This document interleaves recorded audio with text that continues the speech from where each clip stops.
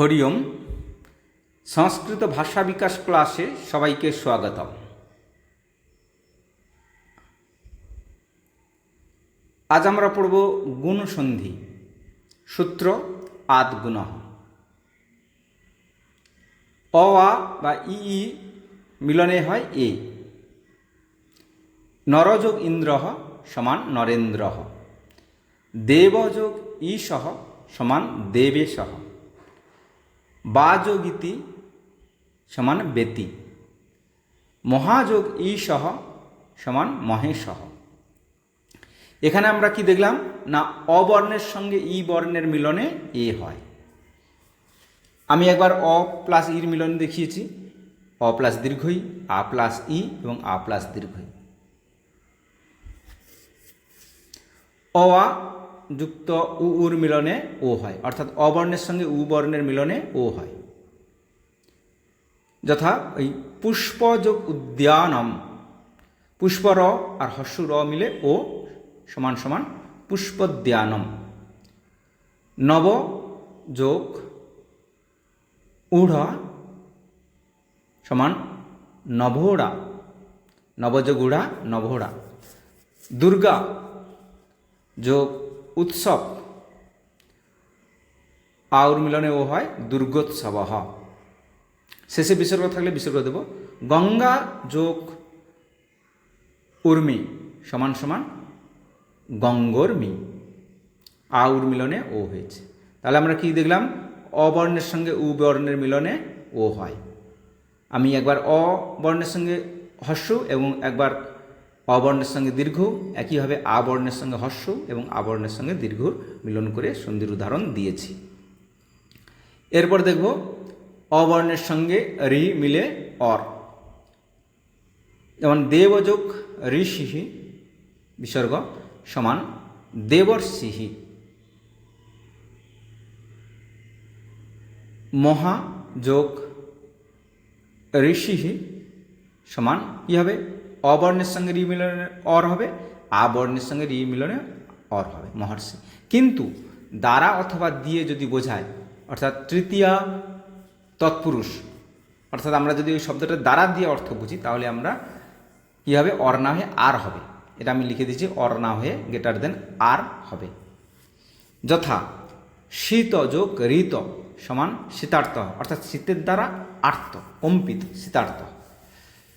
ভয়যোগ ঋত ভয়ার্ত, এখানে অর না হয়ে আর হবে। তাহলে কোথায় অর না আর হয়, যখন দ্বারা দিয়ে বোঝাবে তখন কিন্তু অর না হয়ে আর হয়।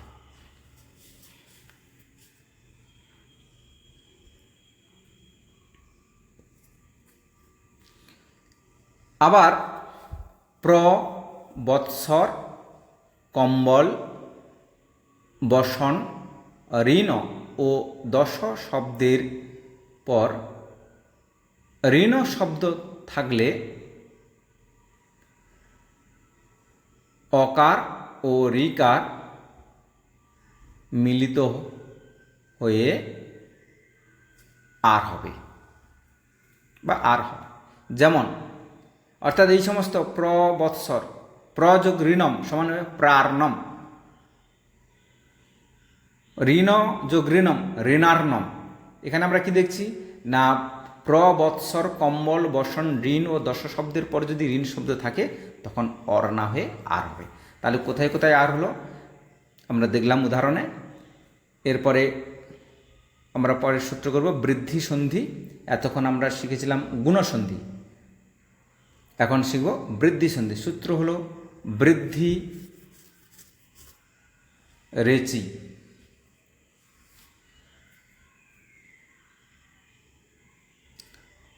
অ আ যুক্ত এ বা ওই, তাহলে অবর্ণের সঙ্গে এ বা ওইর মিলনে হয়ে যাবে ওই। এখানে যেটা বৃদ্ধি, অর্থাৎ যেটা বৃদ্ধি, অদ্যযোগ এব অদ্বৈব, তাহলে অবর্ণের সঙ্গে এর মিলনে ওই হয়ে যাচ্ছে। তথা যোগ এব তথৈব। আমি একবার অবর্ণের সঙ্গে এ এবং আ বর্ণের সঙ্গে এর মিলন দেখিয়েছি। ব্যতিক্রম, ব্যতিক্রম কি না, স্বযোগ ইরহ সৈরহ। আমরা দেখেছি অবর্ণের সঙ্গে এর মিলন এ হয়, কিন্তু এইগুলো ব্যতিক্রমগুলো আমি তুলে দিয়েছি। সৈরহ, সযোগ ইরি, সৈরি, সযোগ ইরিনি, সমান সমান শৈরিনী।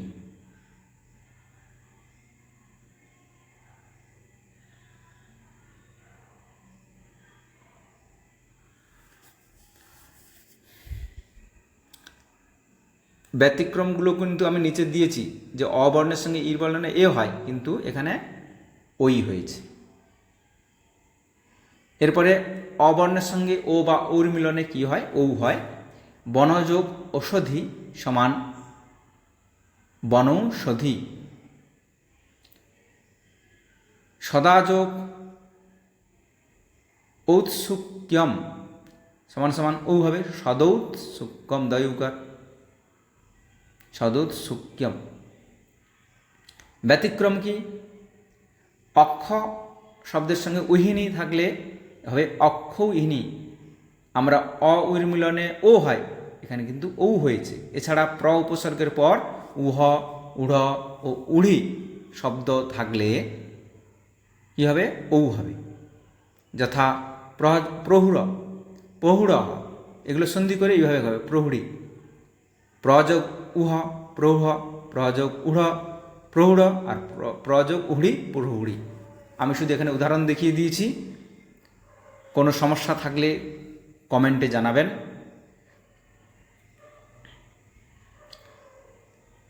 আমার এই ভিডিও ভালো লাগলে লাইক, শেয়ার ও